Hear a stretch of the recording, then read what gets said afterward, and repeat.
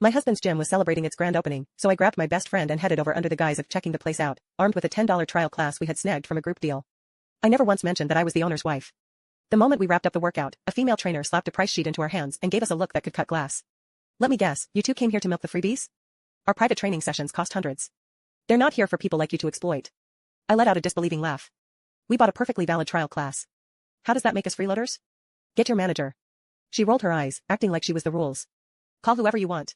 The owner is my boyfriend, and he can't stand penny pinchers who show up trying to mooch off his gym. Then, right in front of us, she called him, voice raised, dramatic, dripping with fake indignation. Babe, there are two cheapskates in your gym demanding the manager. Come deal with them for me. Guess what? My boyfriend will be here any minute now, Mabel Scott sneered. You two wannabe socialites better think fast. Are you going to apologize properly, or should I toss you out on your ears? My bestie, Whitney Larson, shook with fury, her voice rising as she said, clean up your act. Who are you calling wannabe socialites? We paid for our classes, they weren't freebies. Is this how you talk to your clients? Or is this gym not interested in staying open? Mabel snickered behind her hand, her voice dripping with contempt as she said, look at this, folks. She's been called out, and now she's lashing out in a fit. She's going wild like a shrew. Ouch. Did that hit a nerve? With your bargain bin looks, do you even have $100 to your name? Socialites? Please. Real socialites have their heads in the clouds. Who else would tire themselves out over a measly $10 trial class?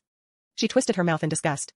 Just one look, and it's clear you're desperate, hoping to snap a few flirty pics at this fancy gym to land a rich guy on social media, huh? Too bad, your little scheme's a bust. The guys here can spot a cheap knockoff a mile away. You. Whitney quivered with anger, ready to confront her. I held her back, my eyes like steel. Coach, you seem pretty savvy. Surely you're not spending your days trying to snag a rich catch yourself? Mabel's voice oozed pride as she said, landing a rich catch isn't that easy. You've got to have something to offer.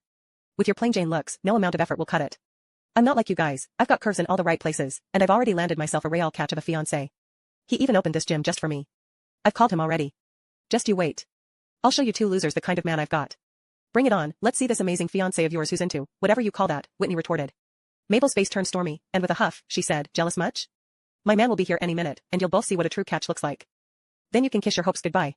Whitney yanked her hand away from mine, whipped out her phone, and shoved the screen in Mabel's face. Take a good look. Do I look like I need to chase after a rich fiancé? I've got suitors lined up from here to Timbuktu. My husband could run circles around your so-called catches. What are you even yapping about here like a stray? The screen displayed Whitney's messenger list, shining with names like Mr. Wallace of the Wallace Group, Director Robinson's heir, and the hotshot movie star, each one more impressive than the last. Right at the top, with a heart emoji and the name Honey next to his picture, was James Baker, the CEO of Riverton City's Baker Group. Mabel's face twisted with rage, and in a swift motion, she smacked Whitney's phone out of her hand. It hit the ground, and the screen splintered into a web of cracks. You've lost your mind. Whitney shrieked, her eyes blazing with fury. Me? Crazy? Looks like you're the ones who've lost it. Mabel yelled, her voice laced with hysteria. All this fuss over a silly messenger app nickname? Anyone can change that, it's no big deal.